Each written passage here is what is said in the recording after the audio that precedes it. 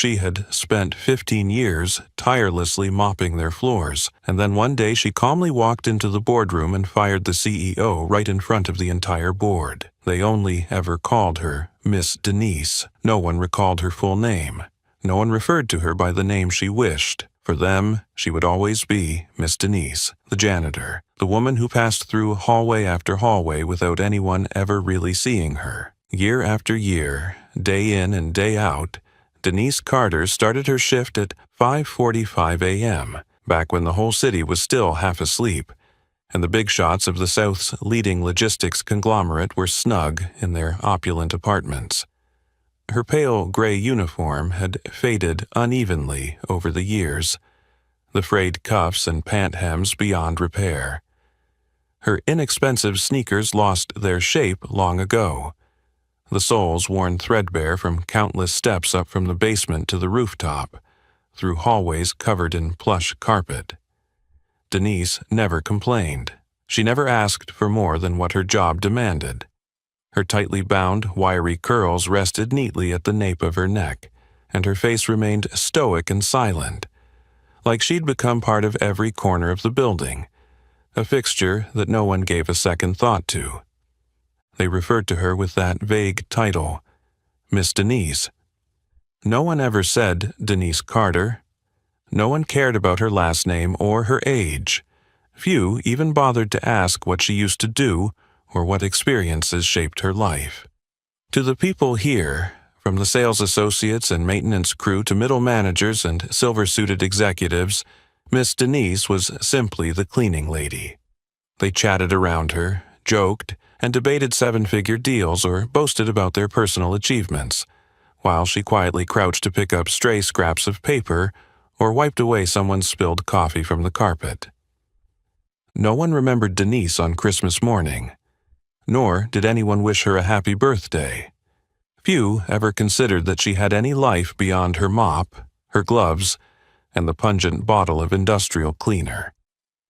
In their eyes, she was a ghost drifting through the tower's floors, glimpsed briefly in a third-floor hallway, then silently stationed in a restroom in the office wing, or stooped and slender, patiently cleaning the glass walls even when the rain pounded the windows. Denise grew used to being glanced over, accustomed to hushed remarks of annoyance or curt reminders like, "Make sure this boardroom is spotless before 3 o'clock," or, "Don't leave streaks on the floor. Guests are on their way."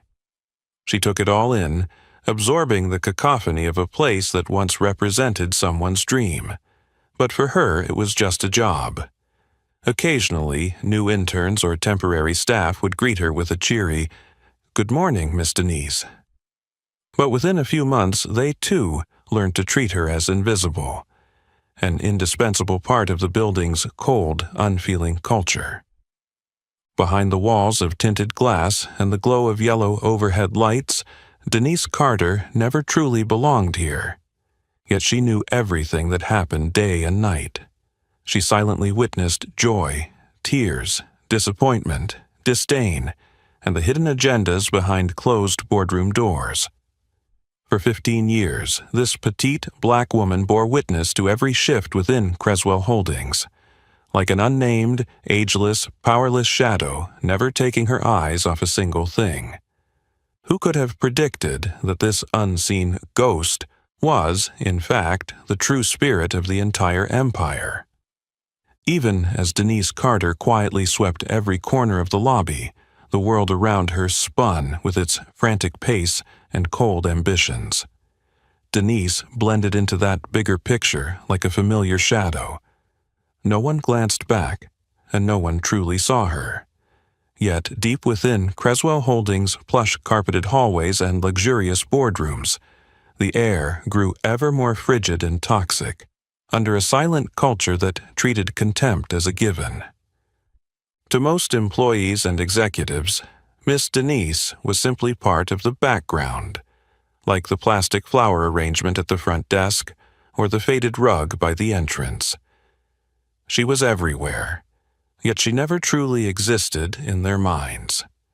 They freely discussed business deals, internal power struggles, crude jokes, or personal dramas right in front of Denise, treating her as if she were a silent wall. Many openly looked down on her, sometimes deliberately, just to relish a petty feeling of power over someone they assumed would never dare speak up. Bradley Cooper, a marketing associate who always wore a sharp navy suit, was a prime example. One afternoon during his lunch break, Bradley casually set his half-eaten sandwich on the trash bin right beside Denise as she cleaned, without so much as a sideways glance. As she bent down to pick it up and throw it away, he looked up and snapped, "Make sure the carpet is completely dry. In a bit, there's an important meeting in the third-floor boardroom, and I don't want the boss to see a single stain." Denise simply nodded in silence. The next day, Bradley returned with a Starbucks coffee in hand and carelessly spilled it right onto the exact rug Denise had painstakingly cleaned the night before. Without apologizing, he frowned and said, "Miss Denise, how is it you still can't keep the coffee from spreading like this? No wonder people say janitors can't do anything right." Comments like these cut into the atmosphere, leaving invisible cracks in anyone's self-respect who happened to overhear, even bystanders. Yet Denise never reacted or offered excuses. She calmly tidied up the spill, as though she'd long grown accustomed to playing the role of silent servant. Even worse than Bradley were those at higher levels of power, who displayed their contempt with more refinement. Douglas Fairbanks, the executive vice president, epitomized someone who measured value solely by title and bank balance. Douglas had a habit of splashing on far too much expensive cologne and always strutted down the hallway with the air of someone surveying mere dust below him. One late afternoon, Denise was bent over cleaning the glass doors of the VIP boardroom when Douglas swept in with his assistant Amanda Hill. He laughed loudly, loud enough for Denise to hear, and said, "Amanda, can you imagine someone working here their whole life and never owning a single desk? Yet, they still call it a job at Creswell." Laughter erupted, mingling with the heavy scent of his cologne. Amanda joined in, turning to Denise with a look of pity mixed with mockery. "Guess she's more used to standing than sitting, don't you think?" Office workers nearby snickered. No one spoke up or protested. Everyone understood the unspoken rule. To defy was to exile yourself from the center of power. Denise stood motionless, her gaze cold, her lips pressed together as usual. No words of retaliation, no defiant glance. She continued her work, slow and deliberate, as if nothing had happened. That icy culture seeped into every small gesture, the way people avoided eye contact with Denise in the hallway, to the way no one bothered to step aside when she pushed her cleaning cart through the lobby, or even their conversations about bonuses or benefit cuts right in front of her, completely indifferent to the fact that she, too, was just another worker in the same system. In everyone's eyes, Denise Carter would always be Miss Denise, the nameless, silent floor sweeper, and, in their minds, entirely worthless. They had no idea that behind each stroke of her mop lay a sharp gaze and a meticulous memory, silently storing every face, every word, every action, and all the dark undercurrents they were helping to nourish day by day. But what everyone sees, or rather what they choose not to see, about Denise Carter is just the tiny tip of an iceberg hidden beneath her faded uniform. Behind that unassuming figure lies an unexpected past. Denise was the one who laid the very first bricks of the famed Creswell Holdings empire. Years ago, in a tiny kitchen on the outskirts of Columbus, Georgia, Denise and her husband, Roland Carter, sat side by side at their old kitchen table, passionately sketching out big dreams on the back of a grocery receipt. Roland was a man of action, fiery, fearless of failure, having worked as a driver's helper under his uncle on long hauls across Alabama and South Carolina. He knew every mile of those highways and every trick of the transportation trade as if they were etched into the palm of his hand. Denise, on the other hand, was the quiet one, a lover of mathematics and the eloquence of numbers. After Roland returned from a late shift on the road, she would stay up poring over stacks of receipts, meticulously calculating expenses, mapping out plans, and sniffing out every potential risk hidden in the fine print of their modest contracts. It was her prudence and savvy that led them to establish a separate legal entity for their fledgling business from day one, shielding themselves from unforeseen liabilities, even those that might arise from friends they trusted. Those were the best of times, when their faith in each other was all they had. One night, under the dim glow of a lone kitchen bulb, Denise placed a small check in front of her husband, the entire inheritance left to her by her father, a sum that for many would have meant the opportunity to buy a comfortable home. But Denise chose to stake it on Roland's dream instead. "Sign your name to the account," she said softly, her fingers gently curling around a cold teacup. "I'll stay behind the scenes and handle the books, the contracts. No one needs to know I'm an investor. I trust you. As long as we're in this together." Roland squeezed her hand, his eyes shining with hope and worry. Both. "Are you sure?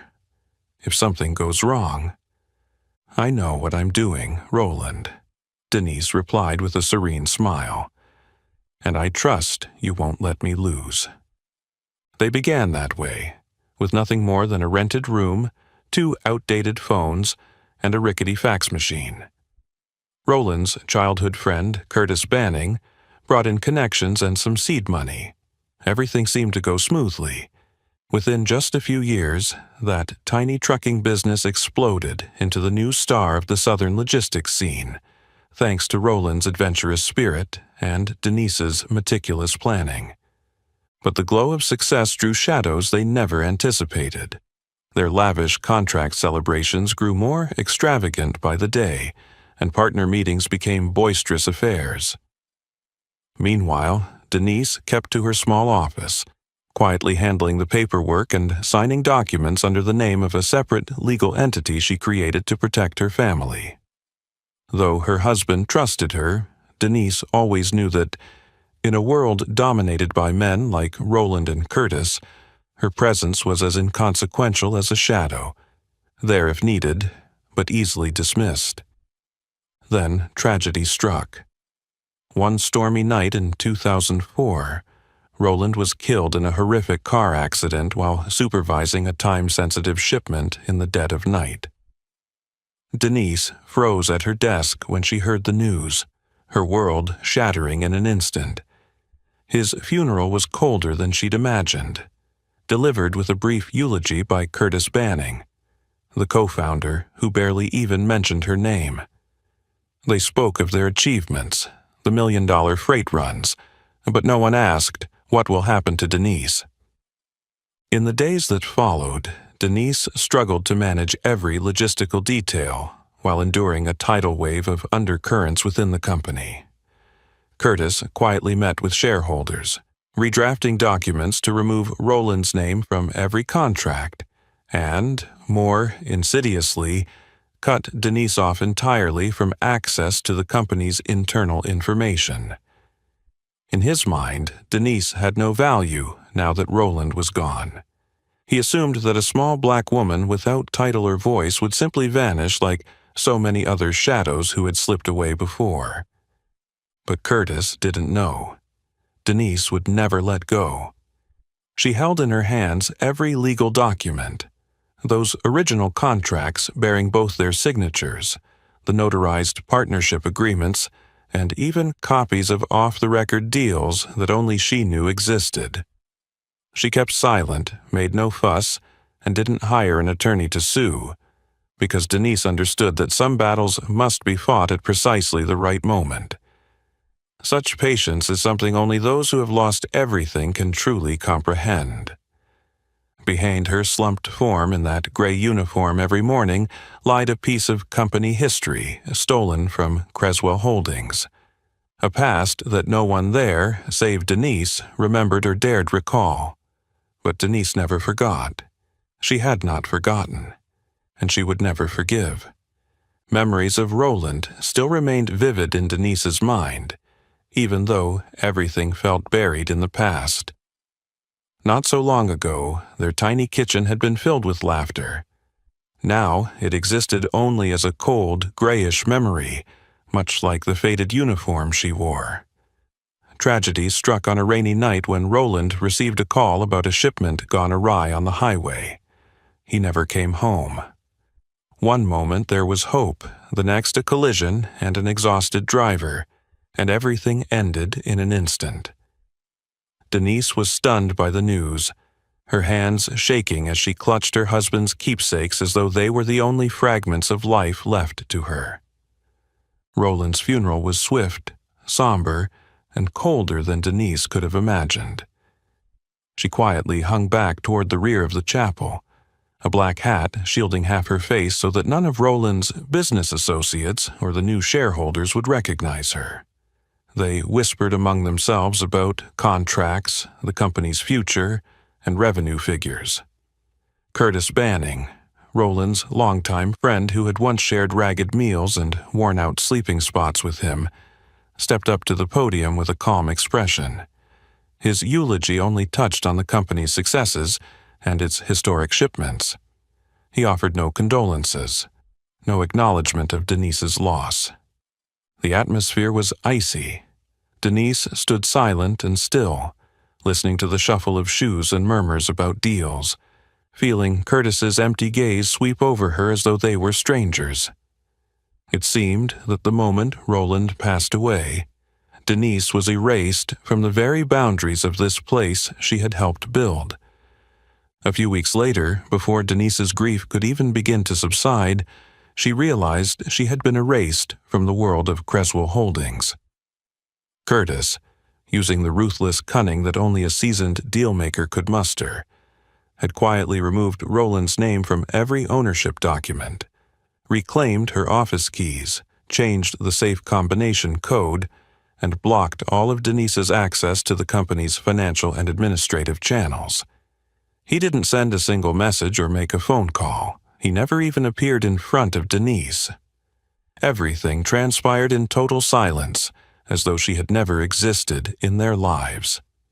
The days that followed were defined by anguish and emptiness. Sometimes she would stand by the window of her small apartment for hours, gripping the legal files she had kept safely tucked away. She read through every partnership agreement, every contract, every transfer document. Those things Curtis assumed were forgotten or discarded. In reality, Curtis knew Denise was intelligent. He merely banked on her silence, the distance of his power, and the outdated prejudices ingrained in the business world, that a black woman without a title or status would never dare to fight back. Denise's disappearance played out exactly as Curtis had scripted. In Creswell Holdings' internal records, Roland Carter was reduced to a mere footnote, part of the company's founding history. Denise, no one spoke of her. All that remained were the new faces on the board of directors, the smug laughter echoing through the long hallways, and the late-night meetings focused on restructuring equity and redistributing shares to new investors. Perhaps, to Curtis and people like him, Denise had truly been wiped off Creswell Holdings' map of power. He didn't know, nor did he care, that across town, in a modest apartment, a black woman continued to live in quiet dignity, nursing not only the pain of losing her husband, but also a simmering flame of defiance, a wounded pride, and an unwavering belief that justice would one day return. And no one could have guessed that, out of the deep crack of that betrayal, a silent plan, patient and relentless, had begun to take shape amid ashes that seemed cold and lifeless. Denise vanished from their sight, but in truth she was merely withdrawing, waiting, and preparing for the day she would turn the board's table on its head.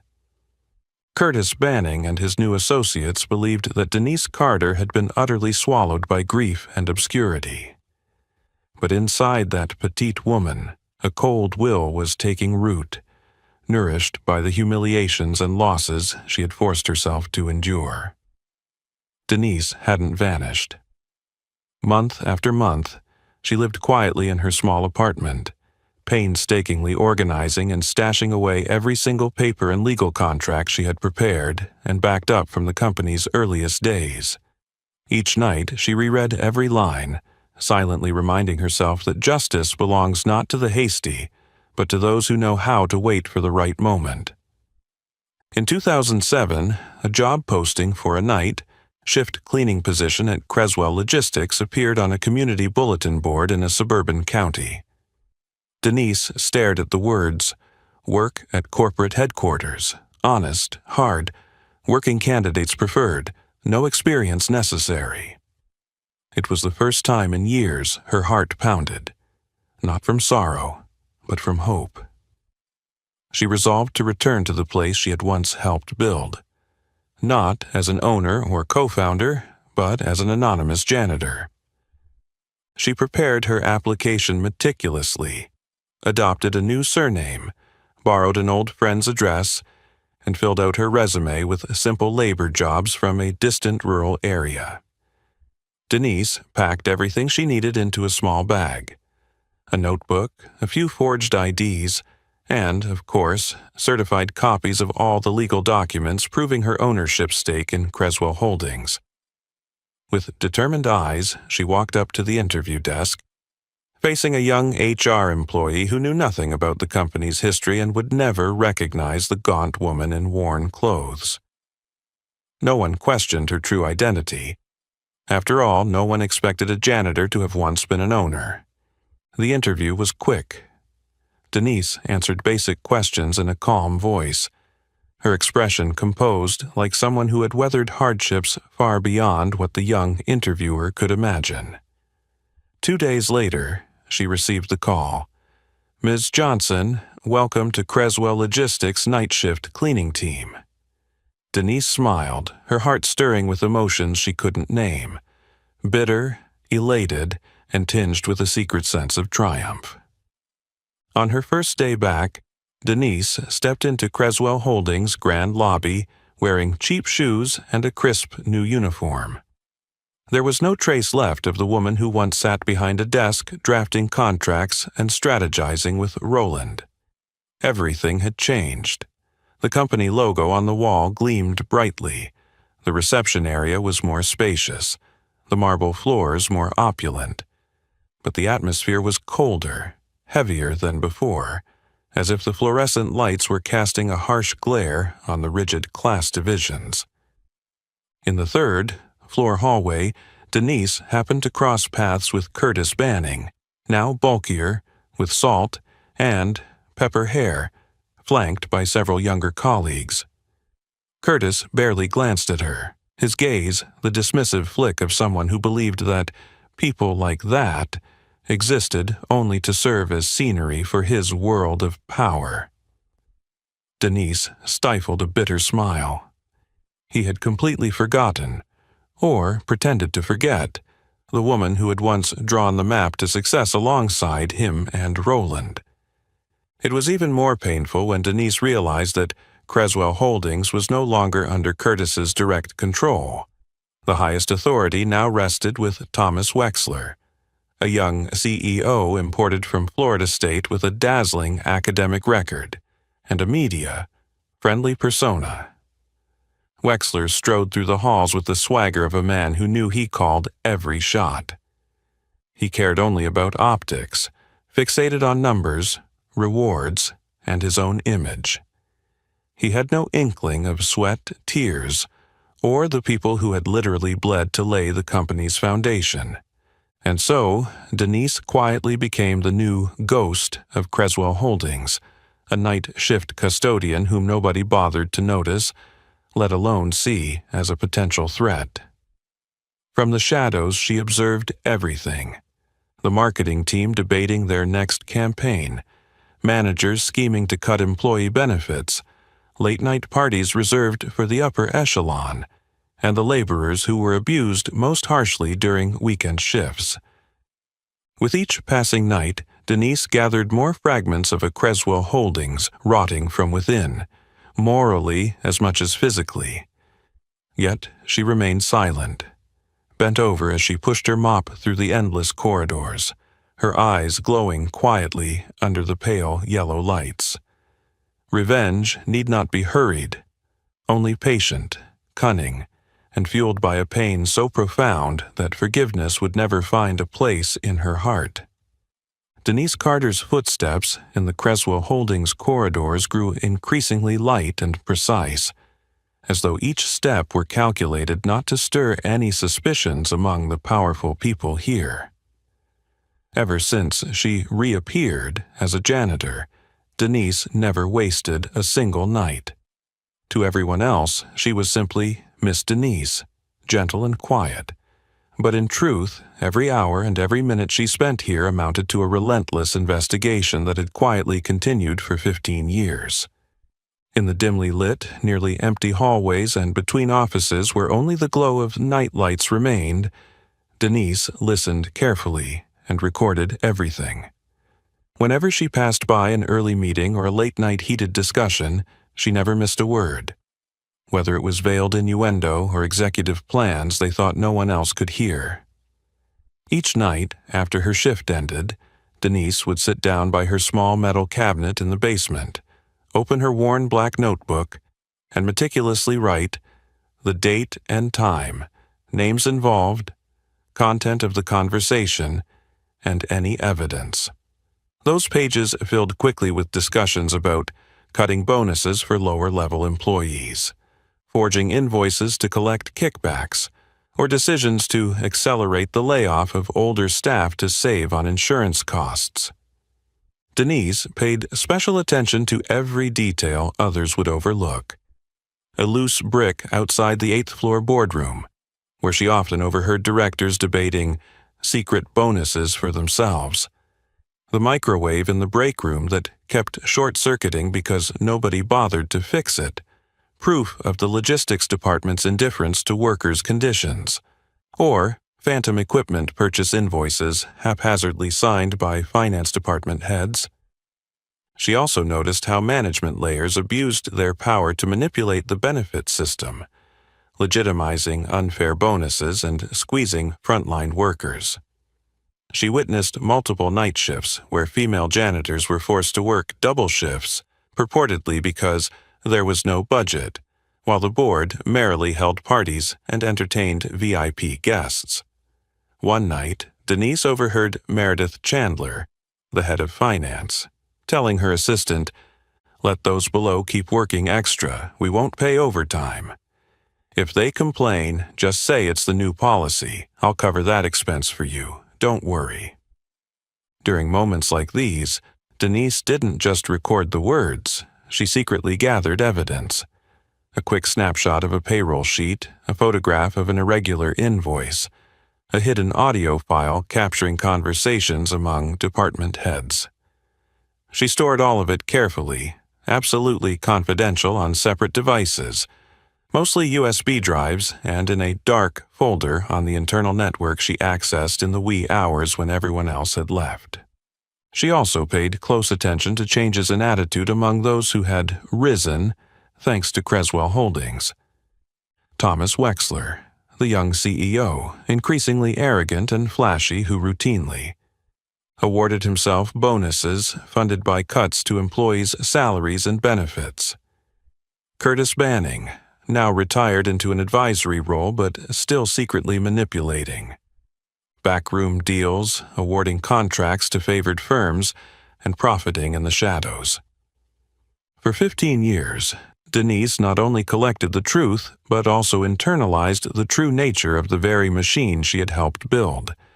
Its apathy, coldness, insensitivity, and the corruption and rot that had seeped into every beam, every carpet fiber, and every person sitting behind those frosted glass doors.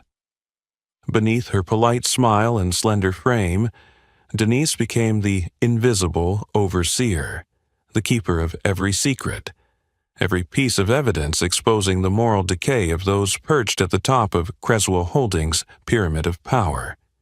No one suspected a woman pushing a mop cart in the dark, but each page of Denise's black notebook held fragments that would lay bare the true face of a once renowned corporation, and served as the weapon she silently sharpened for the day justice would be served. From Denise Carter's black journal pages brimming with indignation, Creswell Holdings' rot became ever clearer day by day. Her notebook grew thicker with records of brazen bonus cuts, schemes siphoning overtime pay, and vanished benefits, all born from the ruthless decisions of the new leadership. But what haunted Denise most was their callous disregard for the fate of the rank and file workers. It was no rare sight for Denise to witness longtime employees, those who had been with the company since its earliest days, suddenly fired just for daring to speak up. Take Terrence Doyle, for example, an honest, upright warehouse manager. In a staff meeting, Terrence raised the issue of pay disparities between office staff and frontline laborers. The very next week, he was summoned to HR, asked to sign a termination notice for organizational reasons, with no warning and no severance. Less than an hour later, an internal email announced, "All communications with Terrence will be handled by legal." Denise noted the date, time, who sent it, and the entire story. She watched silently as Terrence walked out of the building, his eyes glazed, and saw how his colleagues, terrified, didn't dare offer a word of comfort or even look at him for more than a fleeting moment. Such injustices repeated over and over, layer upon layer, ceaselessly. Each instance stoked Denise's fury, yet she maintained her composure, continuing her role as the invisible Miss Denise, listening, observing, and gathering proof. But all boundaries must eventually crack. One Tuesday afternoon, as Denise was mopping the hallway outside the grand boardroom, where senior executives were about to receive VIP guests, the floor was spotless from her meticulous work, free of dust and footprints. Suddenly, Thomas Wexler appeared at the far end of the hallway, looking sharp in a light-colored suit, holding a paper plate with a half-eaten slice of birthday cake. Wexler glared at Denise with a malicious look, then abruptly dropped the cake onto the freshly cleaned floor, the white frosting smearing across the carpet in a hideous mess. Denise remained silent, bent to retrieve the plate, saying nothing. But Wexler didn't stop there. He planted his hands on his hips and snidely nodded toward the mess. "You missed this spot, it seems. I'm about to bring guests in. Think you can clean it up properly? Or would you rather let us handle it ourselves for speed's sake?" Still, she said nothing, simply reached for her mop and went back to work. Wexler pursed his lips, then deliberately lowered his voice into a semi-whisper, half-threatening. "You know, sometimes I think you people only pretend to work, just to clock in and steal time. If I paid you extra, would you actually do a better job? Or is this half-hearted effort just your standard routine?" His words, laden with contempt and tinged with racism, froze the air around them. Denise's eyes flickered with icy resolve, but she kept her calm and replied softly, "I will clean it again, Mr. Wexler. This floor will be spotless." Wexler let out a patronizing chuckle and clapped his hands as if he'd just taught a lesson to a subordinate. Passing employees snickered in amusement. Some averted their eyes, unwilling to look at Denise. The sweet smell of cake mixed with fresh paint, and Wexler's arrogance and habitual disdain drifted through every corner, reminding Denise that here a person's worth was measured solely by title and status. After that incident, Wexler grew even more arrogant. He often invoked cost-cutting to slash bonuses, forced warehouse staff to work unpaid overtime, and even made administrative employees put in extra hours with no notice. Anyone who dared object was immediately disciplined, and the rest grew accustomed to turning a blind eye to these injustices. Denise knew it was time to prepare for a real reckoning. She no longer wanted to simply record these events. Each time she saw the sad, resigned faces of her fellow workers or heard sighs behind the break room door, she reminded herself that her prolonged silence, if unbroken, would become a crime in itself. In the quiet of the night shift, long after everyone had gone home, Denise sat by her black notebook, slowly writing the last entry for that day. Her eyes shone with a cold, unwavering resolve. This time, no one would ever look down on Miss Denise again. That night, Denise Carter tossed and turned in her small room, the scratches on her hands throbbing more painfully than usual. Although she thought she'd grown used to injustice, rage and bitterness welled up in her chest. She sat silently, staring at the dense lines in her black journal, recalling Terence Doyle's haunted eyes, Wexler's arrogant glare, and Curtis Banning's cold smile from years past.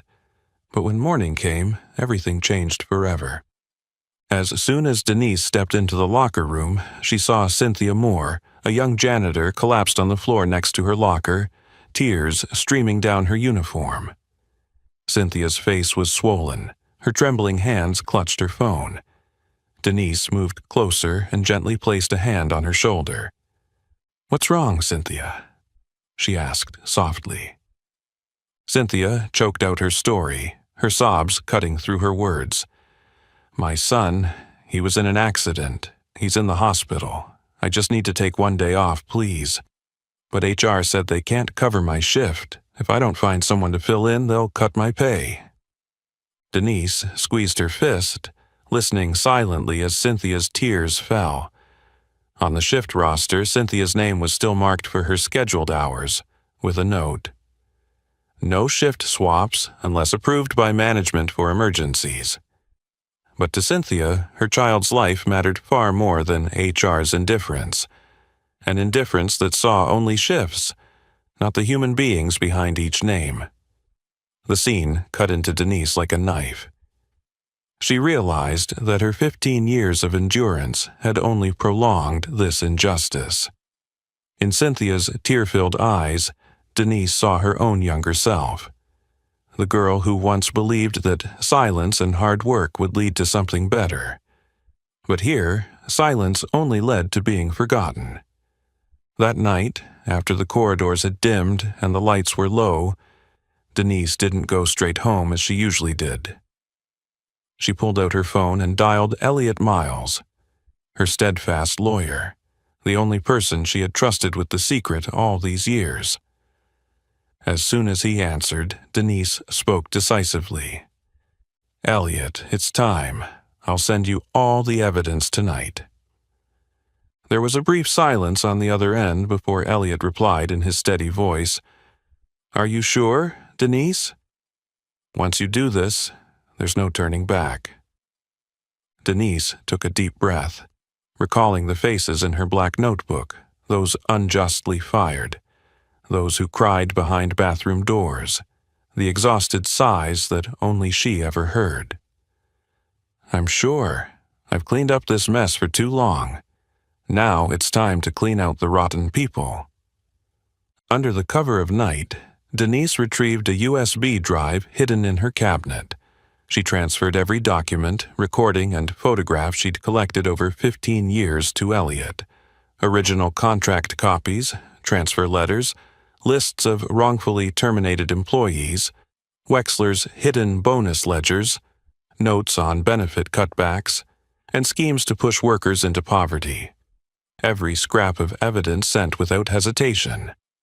Elliot confirmed receipt of the files. His reply was brief. "Tomorrow, I'll contact the Board of Shareholders and prepare the emergency meeting according to the bylaws. Be ready." That evening, Denise sat quietly by her window, looking down at the faint glow of city lights, knowing she had just unleashed a storm of fire that would sweep away all that was rotten and broken. Somewhere down the hallway, Cynthia still sat crying, and exhausted workers passed each other like ghosts. But inside Denise, for the first time in a long while, a fierce belief burned. This time, justice would not look the other way. As the city lights outside Denise Carter's window dimmed and gave way to a new morning, the gears of her silent coup began to turn rapidly. Denise knew full well that waging a battle against an entire system of power, like Creswell Holdings, couldn't rely on sudden emotion. It required a meticulous, cold-blooded plan, much like the way the villains in her life had treated her. From the moment she handed all her evidence over to attorney Elliot Miles, Denise focused every thought on setting her minds at every critical step. First, Elliot and Denise reviewed every legal provision: the shareholders' bylaws, the right to call an emergency meeting, the procedure for demanding a non-confidence vote, and most crucially, the irrefutable proof of Denise's legitimate ownership, established back when Roland Carter was still alive. Every page of documentation was scrutinized. All key timestamps were officially notarized, and they left not a single loophole for the slick in-house lawyers on the board to exploit. Denise and Elliot compiled hundreds of pages of reports. A list of employees wrongfully terminated, including dates, reasons given, and signed. Confirmations. Records of the irrational bonus payouts made to senior management, in stark contrast to the cutbacks to frontline workers' benefits. Invoices, photographs, and audio files documenting internal conversations about doctoring records to conceal stolen overtime pay. A list of all the hidden orders Thomas Wexler had signed to boost his own bonuses, while slashing the employee welfare fund. Elliot assembled a silencing file. All of this material would be sent directly to the board of shareholders in case the executive team attempted to bury or delay the emergency meeting. Denise, as a co-founder holding controlling shares, had the right to convene a no-confidence vote herself without going through the CEO. Elliot carefully walked Denise through every step of the process, down to the smallest detail. Simultaneously with these legal preparations, Denise subtly but pointedly altered her appearance. On Monday morning, instead of her worn janitor's uniform, Denise arrived at the building clad in a crisp navy blazer, a white button-down shirt, and polished new dress shoes. There was no mop bucket in sight, no creaking cart to push down the hallway. Denise walked confidently past the reception desk, her gaze no longer averted but calm and penetrating. The receptionist, Tasha, paused mid-step, surprised to see Miss Denise looking unfamiliar. Taller, more authoritative than even some of the directors who had strolled through those doors. None of the leadership, from Wexler to any department heads, suspected a thing. To them, Denise was simply that quiet, older cleaning lady, not a potential threat. Meanwhile, Wexler continued to hold boastful meetings about his achievements and sign cost optimization decrees, and Curtis Banning sat self-satisfied in his advisory role, convinced that his master stroke from years ago was foolproof. Behind closed doors, Denise and Elliot finalized printed copies of their reports, organizing the evidence into several separate dossiers. One for the shareholders' board, one for relevant regulatory bodies, and a backup copy for the press or government agencies if public disclosure became necessary. Elliot also reached out discreetly to certain large shareholders who were already dissatisfied with Wexler's actual performance, quietly building support for Denise ahead of the upcoming meeting. On the final night before her decisive move, Denise stood alone in a small office she'd rented near the company's headquarters. The desk lamp illuminated the thick stacks of documents in front of her. Her once frail hands, thinned by years of cleaning, gripped those files tightly, her eyes reflecting a cold resolve interwoven with deep conviction. She knew that even a single misstep could send 15 years of careful work down the drain. But Denise had been preparing for this moment her entire life. They think I'm just a shadow, but tomorrow they'll be exposed under the very light of justice they so desperately tried to keep hidden, she whispered, her voice echoing in the silent room like an irrevocable vow. The next morning, when Denise stepped into the elevator bound for the 8th floor, where the special shareholders' meeting would be held, no one among those who had once looked down on her realized they were walking straight into her trap. And behind them, the doors to their final reckoning began to close. That morning, the 8th floor of Creswell Holdings was flooded with cold, harsh light. The main boardroom had been meticulously prepared just like any quarterly review, with a long walnut table, luxurious leather chairs, and a glass wall offering a sweeping view of the city. 12 board members filed in and took their seats one by one, their faces brimming with confidence, arrogance, or the usual indifference. At the head of the table, Thomas Wexler adjusted his tie and tapped his fingertips on the tabletop, asserting his absolute authority. Curtis Banning sat near the end, his gaze unfocused, still convinced that today would be just another routine meeting. Precisely at 10 a.m., the door swung open. Everyone was stunned to see Denise Carter, not the quiet Miss Denise with a mop, but a woman in a dark blazer, her expression ice-cold, flanked by attorney Elliot Miles, who carried a sleek black briefcase. Denise laid a thick dossier on the table, neither rushing nor bowing her head, only an eerily calm determination. Wexler knit his brow in annoyance. "Excuse me, but this is a board meeting. The cleaning crew is scheduled after business hours. You? What are you doing here?" Denise said nothing. Elliot spoke up, his tone sharp in the stunned silence. "Good morning, all. I am Elliot Miles, legal counsel for Ms. Denise Carter, co-founder and current majority shareholder of Creswell Holdings. Today's meeting has been called under the company bylaws to address serious governance and operational violations." The boardroom froze. Curtis stared in disbelief, mouth ajar, unable to speak. The others exchanged skeptical glances. "Is this some kind of joke?" Wexler scoffed, trying to recover his composure, though his voice sounded uncertain. Elliot remained unshaken. He pulled out documents one by one, placing them in front of each board member. Here is the founding agreement from 1998, bearing the signatures of the late co-founder Roland Carter, Curtis Banning, and Ms. Denise Carter, accompanied by a notarized share transfer executed after Mr. Carter's passing. Ms. Carter retains full voting rights on the Carter family's shares, equivalent to 52% control. Tension thickened the air. Wexler's face flushed crimson. "That can't be right. We never received any notice about this."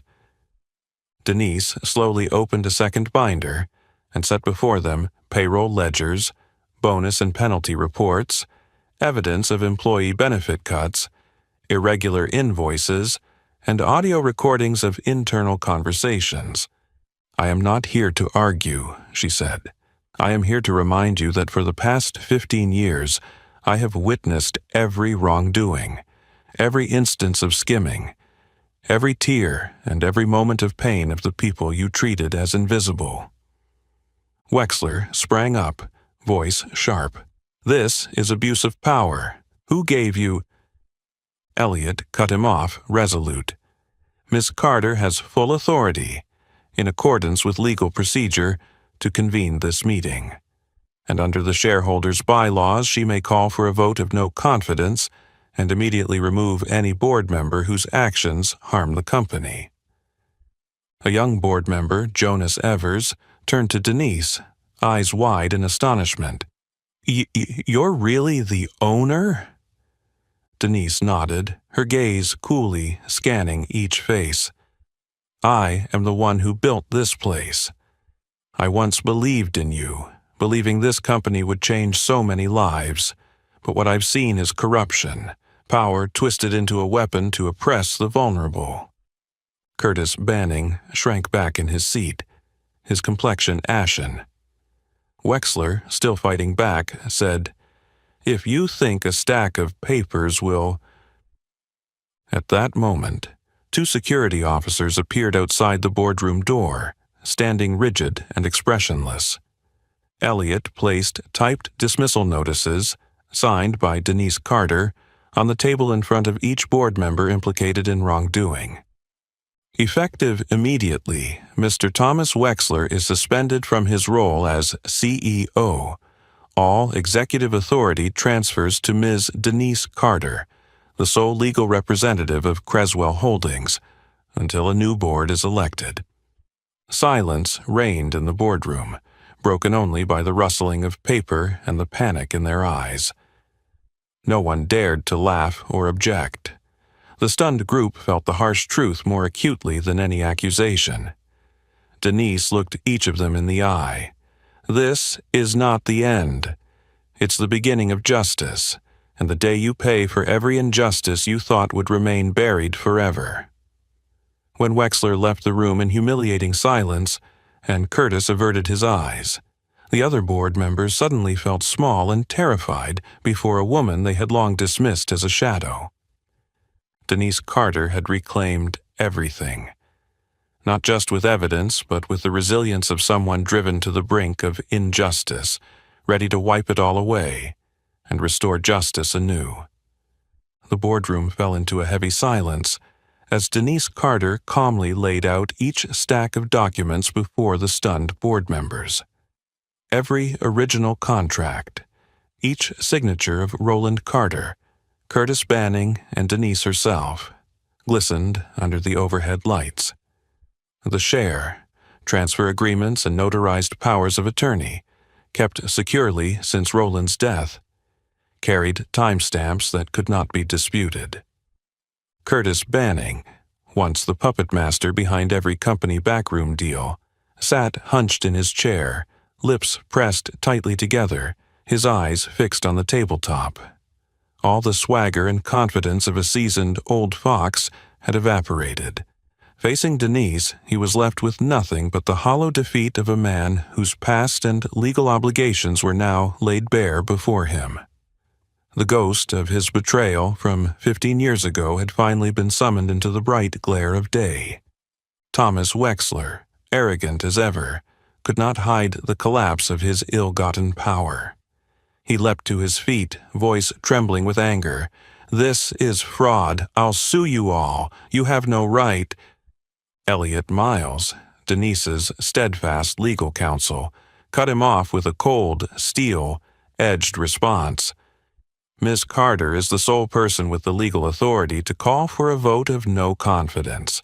These documents, signatures, notarizations, every procedural step, have been verified by legal counsel and relevant authorities. From this moment on, operational control of the company is being transferred to Ms. Carter. Any complaints you may have can be submitted through proper channels, but I strongly advise you to exit the boardroom now and allow security to escort you." Wexler stood frozen, scanning the room in search of an ally, but every pair of eyes averted his. No one dared speak.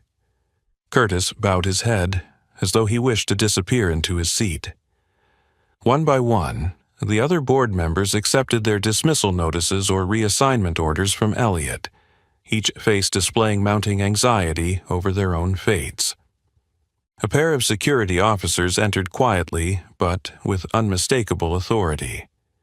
"Mr. Wexler, please leave the boardroom immediately and comply with the new directives."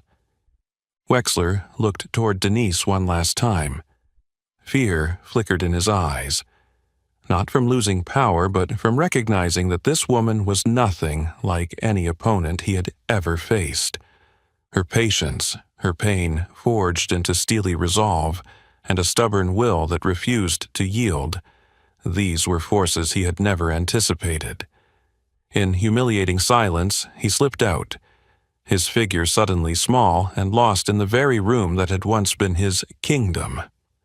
Only Curtis Banning remained, trembling as he looked up at Denise. Gathering what little strength he had left, he managed to say, I had no other choice, Denise.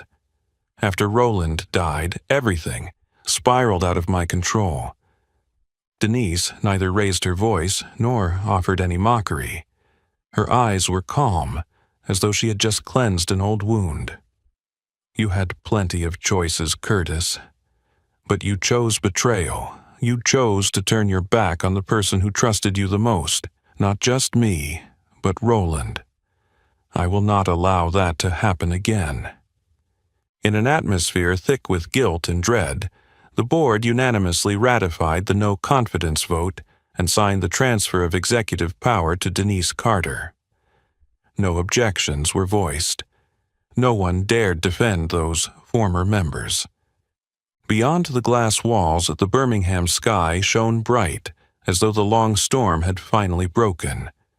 Denise rose to her feet and surveyed the room, once a place where they had treated her as a mere shadow beneath their feet. Her eyes sparkled with a mixture of pride and sorrow, but her voice rang out with unwavering determination.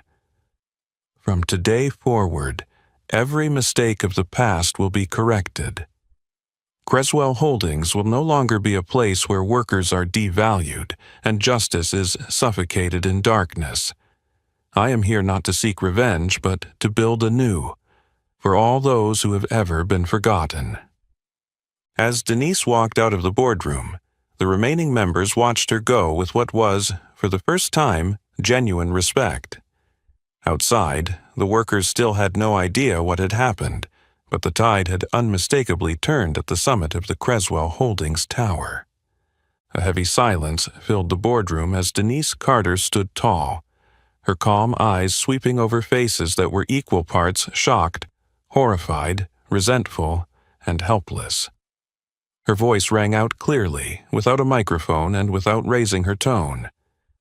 Over the past 15 years, you have all looked right through me, trampled on so many people for a taste of petty power and fleeting fame. But today, I officially remove all that rot and toxicity from this place. Denise's gaze lingered longest on Thomas Wexler, who had once sat confidently in that seat of power, but now looked small and trembling under the weight of truth. The security team moved in, stern-faced, toward Wexler. He still tried to struggle, shouting out a final warning. "You'll regret this. Creswell can't survive without me." But no one responded. They escorted Wexler out, his footsteps echoing down the hallway like the death knell of an era defined by tyranny and abuse of power. Meredith Chandler, once Wexler's most loyal right hand, grew pale, hastily snapping her notebook shut and pretending to search her phone. I have to leave," she stammered. "I have a meeting with foreign partners." No one tried to stop Meredith. No one still cared about those who had conspired with Wexler to manipulate every decision and mask every injustice with empty, flowery words. One by one, the former allies slipped out of their seats and hurried from the room as if trying to escape the invisible force that Denise had just unleashed. Only a few neutral board members remained, those younger staffers who had been stifled by the old regime. Now, they stared at Denise with wide eyes, half in disbelief, half in hope. A woman they had once dismissed as Miss Denise, the invisible janitor of Creswell. Denise didn't rush out. She calmly gathered her documents, nodded at Elliot Miles, her steadfast ally who had helped expose an entire deceitful system, and then turned back to address the remaining members with firm resolve. "I'm not here to play boss.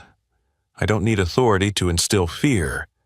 I'm here to rebuild Creswell Holdings' values, to restore fairness, trust, and dignity to everyone who's been forgotten. If any of you want to help me rebuild this foundation, stay and start today. If you think Creswell is just a place to enrich yourselves and exploit power, feel free to leave. I won't tolerate any more darkness." Her words resonated like a vow, making the room feel both heavy and filled with new hope. A young board member, Jonas Evers, rose hesitantly and spoke up. "Miss Carter, I want to stay. I used to think I had no voice, but today I see that change is possible." Others nodded as well. Some clenched their fists on the tabletop, silently pledging to themselves that they would never return to the old ways. Denise offered a gentle, unpretentious smile. "We will work not for fame, but for self-respect. I want Creswell to truly be a home for everyone, from warehouse workers and drivers to janitors and management. What you once saw as shadows in this building are actually the real strength that keeps it alive." Leaving the boardroom, Denise didn't take the private elevator. She merged into the flow of people in the main lobby, passing by astonished faces and furtive glances, whispered murmurs still hesitant to speak outright. She walked as if nothing had changed. Small in stature, composed, but her eyes shone with an unshakable confidence. Behind her, each pane of glass on the 8th floor reflected the image of Denise Carter, once invisible and ignored, now the supreme authority, bearing a mission far greater than revenge, restoring justice and dignity to all those who had ever been overlooked. The atmosphere at Creswell Holdings shifted overnight. Denise Carter, once a quiet figure quietly sweeping the halls, now stood openly in the CEO's office, a space that had long been the private stronghold of power, never before welcoming anyone considered invisible. Denise threw open the glass doors herself and pulled back the blinds so the morning sun flooded in, signaling a new chapter for the entire building. But she didn't sit down in the plush leather chair or gaze out at the city view. Instead, her first action was to send a special announcement to every employee, from drivers and janitors to warehouse workers and office staff. The very first company-wide meeting in Creswell's history, with no executives presiding, no speeches, just real people doing real business. That morning, the ground floor auditorium was packed, the air thick with skepticism and curiosity. No one had forgotten the image of Miss Denise picking up trash and cleaning windows. Now, here she was on stage, calm yet resolute. People in the crowd murmured to each other. She was the janitor here, right? Could it all really be true? Who is she, anyway? Denise spoke without a microphone, her voice warm yet firm, cutting through the hush. "I want to begin by saying thank you. Thank you to all of you, the people who have kept Creswell alive through every storm, even though not everyone's name has been called or their efforts recognized." She paused and scanned the room, her eyes lingering on the front rows. Alonzo Green, the driver who had worked unpaid overtime for years. Deborah Williams, the HR staffer who'd been haunted by the cruel policies she'd been forced to enforce. And Cynthia Moore, the janitor who'd recently faced a family crisis yet still showed up for every shift. Denise opened a thick binder and announced her first wave of decisions. Starting this week, any overtime pay that was withheld over the last 2 quarters will be paid in full. You'll see that money on your paycheck this Friday. All current health insurance contracts will be put on hold for review. We'll send surveys to each of you so you can choose your own providers. No more top-down decisions about your benefits. A tentative hand raised. It was Alonzo. "Miss Carter, what about those who were fired without cause? Will someone look into Terrence Doyle's case?" Denise nodded, her voice steady. "We will review every termination from the past 3 years, one file at a time. If anyone was let go unjustly, we will reach out to consider reinstatement, compensation, or at the very least, restoring their good name." A ripple of whispered conversation passed through the rows. skepticism easing into cautious hope. Deborah Williams stood up, hesitating. "And what about family leave policies, ma'am?" Before, we never had a say. Everything was imposed from above. Denise smiled, gentle but determined. "Going forward, no decisions about workers' rights will be made without your input. I want each of you to share your thoughts, and we will hold open forums to discuss every new policy." The meeting didn't end with thunderous applause, but with thoughtful looks, honest questions, and quiet murmurs of hope. Is she really for real? Could things actually change from now on? After the meeting, Denise didn't rush away. She stayed to hear feedback, jotting down notes, checking on Cynthia's son, sharing breakfast with the night shift security team, and stopping by the garage to talk with the drivers. Those small acts, seemingly ordinary, were nothing short of miraculous in a place that had long existed under fear and cold hierarchy. They began to restore the trust that had eroded over the years. Yet Denise was not naive. She noticed that some of the old guard, those who had wielded power under Wexler and Meredith, still watched from the sidelines, eager to protect their own interests.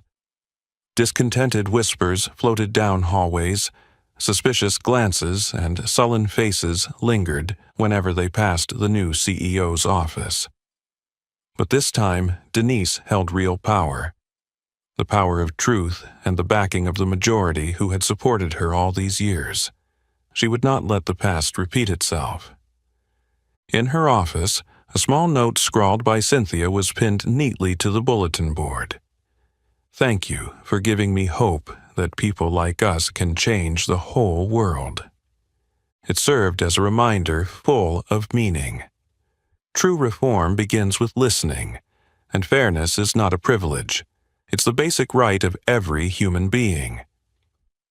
The atmosphere at Creswell Holdings, which had briefly sparked with hope, immediately ran into undercurrents of resistance from the old guard.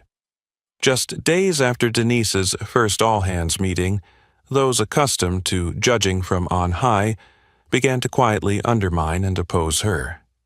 They sneered in small group huddles, deliberately disrupted various departments, and even spread rumors questioning the limited management capabilities of the new CEO, someone they once only knew as a woman in an apron with a mop. Brent Wallace, the former head of finance, who owed his position to Meredith Chandler, openly voiced his doubts during a department meeting. "I'm afraid Ms. Carter's financial management experience is limited to balancing petty invoices, not overseeing multi-million-dollar budgets." His old allies stifled laughter, their eyes daring her. Denise neither backed down nor lost her temper. She met Brent's gaze directly, answering softly but icily. "For 15 years, I turned my pain into silence while safeguarding every contract and defending my family's capital from opportunists. Complex spreadsheets or multi-million-dollar budgets don't intimidate me as much as the cold indifference of those once called leadership here." Her response silenced the room. Rather than just words, Denise followed through with action. She ordered an independent audit of all expenditures under Wexler and Meredith. Those who had feasted off internal contracts were soon exposed, and some resigned voluntarily once they realized the era of cover. Oops was over. Denise promoted people previously marginalized, such as Deborah Williams from HR, haunted by harsh worker policies, and Alonzo Green, the veteran driver, who now became head of the transportation team. She rebuilt corporate culture from the ground up. The annual employee appreciation event was reinstated, serving as an apology for years of neglect. The cafeteria reopened to everyone, removing the management-only section. Every month, Denise held open forums where anyone could speak frankly, offer feedback, and challenge without fear of reprisal. These small but fundamental changes provoked fierce pushback from remaining old guard leaders. They covertly made life difficult for newly promoted staff, sent disparaging emails, and even filed anonymous complaints about Denise's lack of professionalism with key partners. But Denise was prepared for these behind-the-scenes attacks. She drew on the resilience she had built over 15 years of silence, the resilience of someone who had hit rock bottom, of a person once reduced to an anonymous shadow. In a private meeting where she was pressured to prove her competence, Denise calmly presented the financial reports from the past 3 quarters, clear and detailed to the last line item. She highlighted the murky losses incurred under the old regime and showed how genuine profits were rising thanks to her reforms. Those figures became a razor-sharp weapon, slicing through every baseless criticism. At that moment, the true backbone of the company, workers who had long been silent and bowed, began to speak up in her defense. Cynthia Moore, now a sanitation supervisor, handed Denise a small note written in shaky handwriting. "You gave me faith that people like us can change everything." Denise read it, folded it, and tucked it carefully into her desk drawer, treating it like a talisman against the coming storm. To her, this note embodied real power. Not the power of sitting in the highest chair to make others grovel, but the power born from being forgotten, to restore hope for everyone. Yet the turbulence was far from over. Some major partners, once cozy with Wexler, threatened to cancel contracts and demanded Creswell return to its old ways. A handful of mid- and level managers stalled the rollout of new policies, hoping Denise would tire and give up. Denise responded with unwavering persistence. She made point of visiting each work area, sharing lunch with the drivers, talking with the cleaning crew, listening to feedback firsthand, and personally resolving grievances. Employees began to realize, for the first time in Creswell's history, they were no longer silent shadows, but people who were heard and respected. The invisible wall separating company classes gradually eroded, replaced by genuine collaboration. Amid this storm, Denise understood more clearly than ever that true power isn't about occupying the highest seat or issuing orders. It's about delivering justice, listening, and driving real change. The path was arduous and fraught with challenges, but each day, Denise grew more certain that her past as an invisible shadow was precisely the foundation upon which a new Creswell could be built, one where every value would be measured by mutual trust and respect. After months of turmoil, Creswell Holdings gradually entered a new era. Gone were the arrogant laughs echoing through locked boardrooms. Gone were the insensitive decisions handed down by those in flashy suits. Instead, each morning, the early sunlight streamed through the wide hallways, once a sanctuary of hierarchy and prejudice, and was met with friendly greetings and genuine laughter, sounds that had been absent here for so many years. Denise Carter was no longer the building's invisible shadow. In the weeks following her reforms, she still took time to walk down every hallway and visit every department, where the new janitors, or young employees, looked on in astonishment as the CEO happily sat down to share coffee with them and asked about their lives. Every time she passed by, Denise received respectful nods, grateful smiles, and true admiration. Things she had only felt in silence for the past 15 years. Yet the biggest question, one that resounded not just within Creswell but among everyone who witnessed the change, kept coming up, sometimes in informal gatherings, sometimes via email, even whispered in the corners of the hallways. "Why did you wait so long, Denise? Why not act sooner?" Denise always smiled, without a hint of offense or regret, and replied in a gentle but keener voice than ever, "Power only matters when used at the right moment.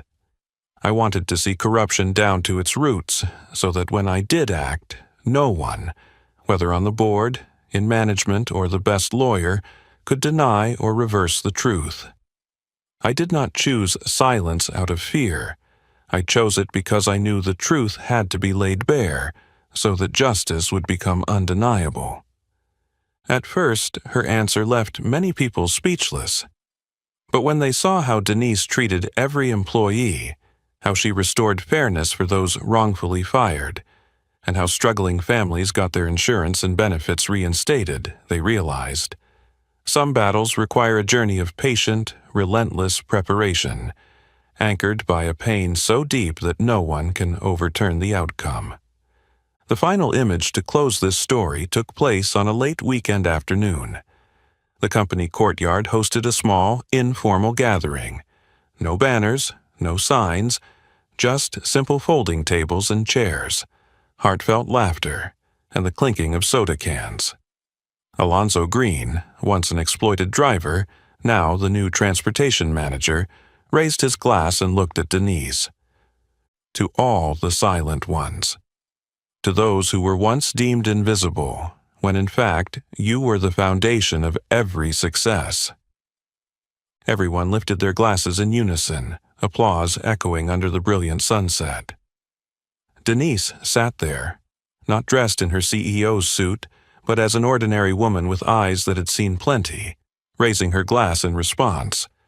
Never judge a person by their uniform. The janitor you saw yesterday could very well be the one who built this entire house. Listen and respect, because justice and kindness always begin with the simplest acts. The day ended with firm handshakes, humble well wishes, and the story of a black woman who was once considered a shadow, who had rewritten the definition of power and human worth in the heart of a large organization. That resonating message would spread far beyond, reminding every generation at Creswell. Justice is not a gift to be granted, but a right for anyone who dares to believe in themselves, even if they're dressed in the tattered uniform of an underdog. You've just followed the story of Denise Carter, the quiet woman who turned years of being underestimated into the strength to transform an entire empire. From a position once deemed invisible, she proved that true value doesn't lie in a uniform or title, but in steadfastness, kindness, and the courage to stand up and demand fairness. So what about you? Have you ever been underestimated because of your appearance, your job, or your background? If you were in Denise's shoes, would you have stayed silent and observed, or bravely taken action at the decisive moment? Share your thoughts in the comments. Your story might be the inspiration someone else needs.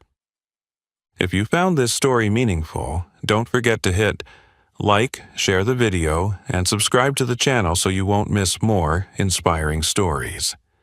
Thank you for listening.